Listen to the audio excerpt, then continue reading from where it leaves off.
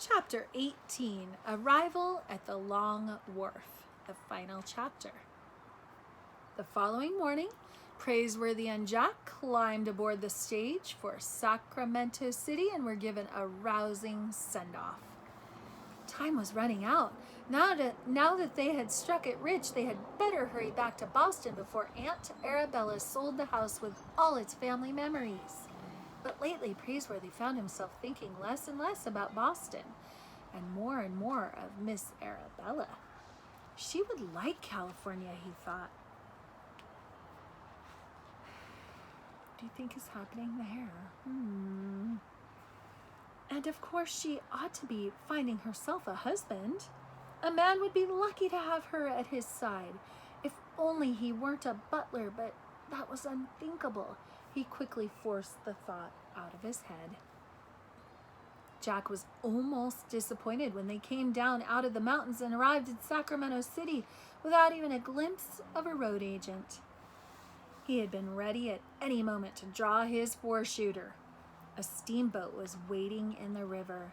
They bought tickets and went aboard with their heavy pouches of gold dust. Sacramento City drifted away behind them, and in 14 hours they would be in San Francisco. The captain, they learned, was trying to break his own speed record. 14 hours or less, he chuckled from the pilot house window. Gentlemen, hold on to your hats.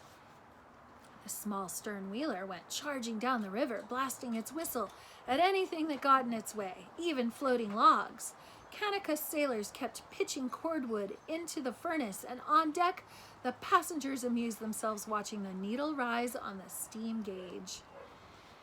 45 pounds pressure and still rising, a miner from Poverty Hill chuckled. Why, we'll trim a full hour off the river record if we don't climb up on a sandbar first. Another passenger shook his head. It seems to me we could use a little less steam and a little more caution. Praiseworthy and Jack were weighted down with treasure. They carried their pouches of gold dust securely tied to their belts, with their revolvers bristling in the sun. Praiseworthy lit a long 9 cigar, and they sat behind the jackstaff watching every bend in the river approach. Fine-looking country, Praiseworthy would say from time to time. Fine-looking country, Jack would agree. He sensed how much his partner hated to leave this rough, untamed territory. No one in Boston would think of referring to Praiseworthy as Bullwhip, and Aunt Arabella would put a stop to Jack's coffee drinking. But Boston was where they belonged. They were not the only miners aboard who were heading for home. They met passengers who had abandoned the diggings in disgust, as poor as when they had arrived. Some, standing for months in the chill streams, had picked up nothing but the rheumatism.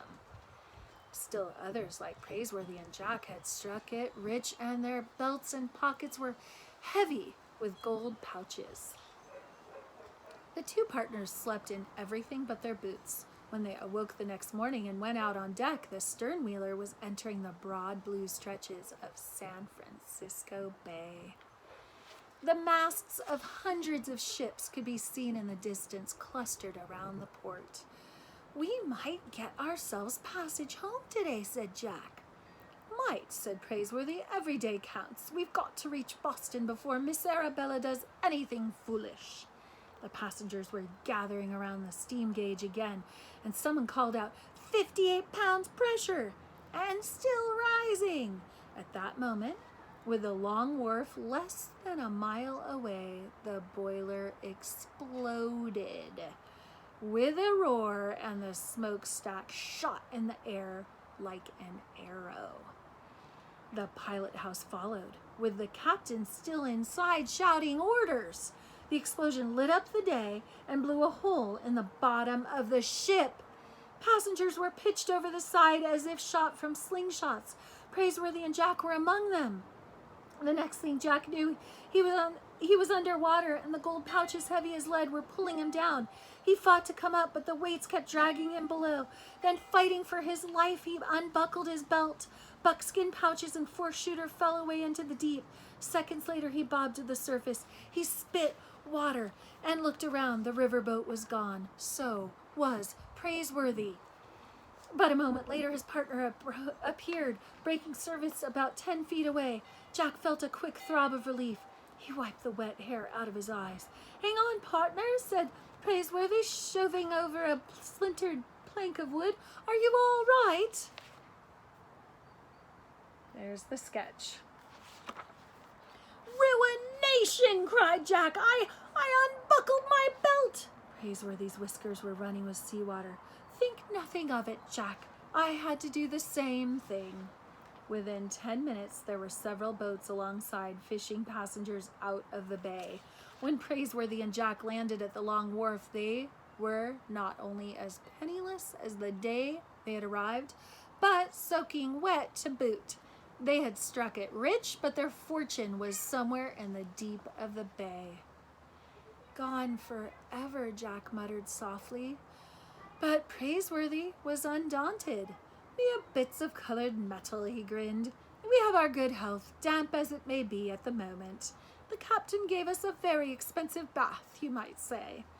They wouldn't be returning to Boston with their pockets full of gold nuggets, but return they must.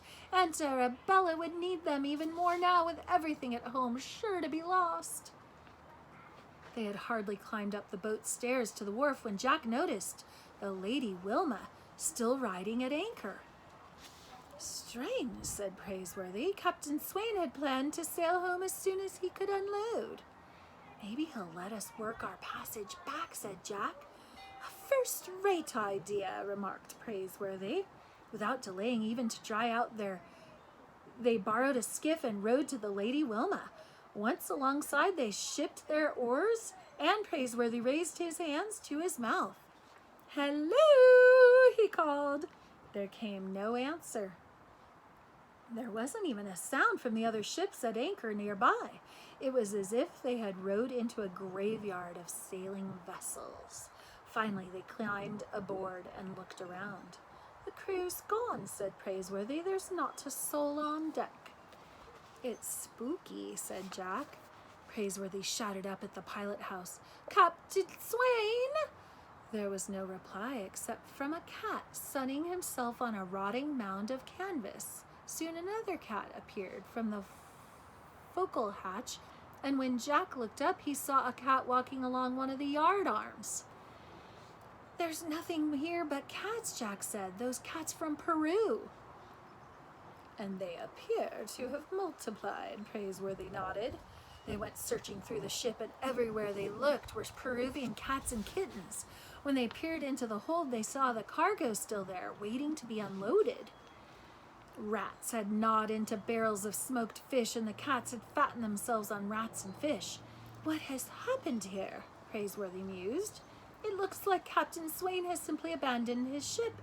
He scratched through his whiskers. "Left it to all these cats." We're going to pause there.